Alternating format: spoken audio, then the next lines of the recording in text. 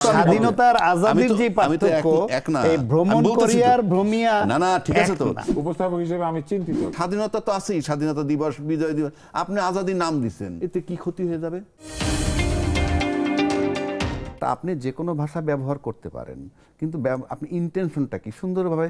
আমরা ইংলিশ মিডিয়ামে পড়তেছি, আমাদের ছেলেপেলেরা বাইরে পড়তেছে, ভাষায় কিছু আসে। তারা আবার এইটা যুক্তিও দিচ্ছেন যে শহীদ বাংলা শব্দ না, মিনার বাংলা শব্দ না। আমি মনে করি এইগুলোতে কিছু আসে না, একাডেমি বাংলা শব্দ না, এগুলা দিচ্ছেন, কিন্তু আপনার গোলটা ব্যাকরণের নীতিও আবার কেউ কেউ পড়াতে শুরু করেছেন ফেসবুকে, এবং আমার কাছে মনে হয় অনেকগুলি পক্ষ তৈরি হয়েছে। এটা হলো আমরা অ্যাডভান্স হচ্ছি না। আমরা এই যে সমস্ত বিষয় নিয়ে আলাপ করি, আপনি বলেন তো সিনসিয়ারলি এটা কি আলাপ করতেছি। আমরা বোঝার চেষ্টা বাংলা একাডেমি আছে, ঠিক আছে, তোমরা সেখানে শব্দ টব্দ রেডি করো, সব ঠিক আছে, কিন্তু আমরা করতেছি কি? এইটা নিয়ে থাকবো নাকি নতুন সরকার হয়েছে সামনের দিকে যাই, কি করব? আমার বলেছেন যে একটা ভাষার নীতি থাকতে হবে, ভাষা নীতি থাকুক। এইটা নিয়ে তো এই যে টকশোতে আলাপ করলাম, এটা আলাপ করার আমার কাছে তো মনে হয় না। কিন্তু অবশ্যই আলাপ করা। আমি একজন উপস্থাপক, সেটা ঠিক আছে, এখন ধরেন আমি দ্বিমত করছি না, আমি বলছি যে আমার যেটা থেকে যেটা আমার কালচারে ক্ষতি হয়, যেটা আমার জনাব এনারা যে এটা আমার প্রশ্ন, আপনি বললেন তো এটা কেন করব?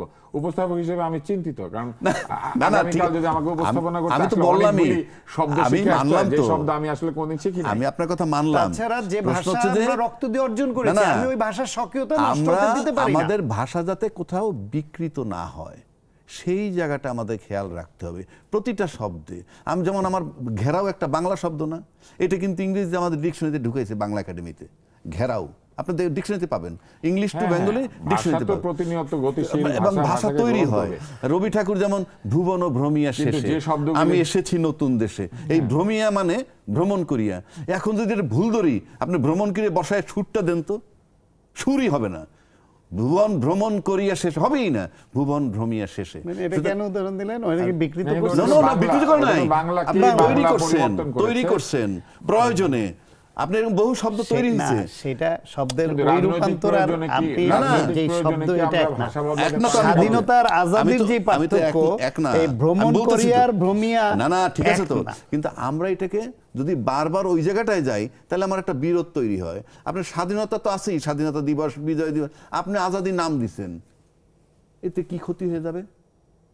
আপনি ইত্তেফাক পত্রিকা আছে না, ইনকিলাব পত্রিকা আছে না, কথার কথা বলছি আমি, আছে তো নাকি নাই? আওয়ামী লীগ আছে না? কাজে আমাদের এই যে তর্কগুলা আমার কাছে মনে হয় না যে খুব ভালো তর্ক। বরং আপনি দেখবেন আপনার শব্দটা কোথায় ব্যবহার করেন, হোয়াট ইজ ইওর ইন্টেনশন। হবে কি যে ধরেন আমার সেটাই উদ্দেশ্যটা, আমার এই বিষয়ে একটু সন্দেহ আছে, এটা না বলে বললাম আমার এই বিষয়ে শাক হচ্ছে, আপনি বলতে পারেন। বলতে পারবো? আমার তো মনে হয় না এতে যে আপনি যদি মনে করেন, আমি ডিপেন্ড করে যে আপনি আমাকে বলে দেয় যে এখন থেকে এটাই বলবেন, এটাই ভাষা। আমি আমার কাছে যদি আপনি মনে করেন, যেমন গন্ধ, গোলাপ ফুলের গন্ধ, গোলাপ ফুলের ঘ্রাণ, যখনই বলবেন গোলাপ ফুলের গন্ধ, it becomes a positive word. আর যখন বলেন টয়লেট থেকে এসে যে বিড়ালের পায়খানা করছে তার গন্ধ, এক না। গন্ধ দুইটাই কিন্তু শব্দ গন্ধ। আপনি কি এটা মনে করেন যে রাজনৈতিক কারণে ভাষা বদলানো যায়? হ্যাঁ, আপনার ডিপ্লোম্যাটিক ওয়ার্ড তো আপনি চেঞ্জ হবেই টাইম টু টাইম। আপনি কি বলতেছেন আপনি শব্দে বলে দিবে। আপনি হ্যান্ডশেক করতেছেন একটা লোকের সাথে, আপনি হাতটা একটা সোজা ধরে রাখছেন, আমি চাপতেছি, আপনি ধরে রাখছেন, ইটস এ মেসেজ। কাজে আপনার সবটার ভিতরে মেসেজ আছে। কোলাকুলি করলে একটা মেসেজ, পিঠে চাপড় দিলে একটা মেসেজ, সুতরাং সবটার ভিতরে।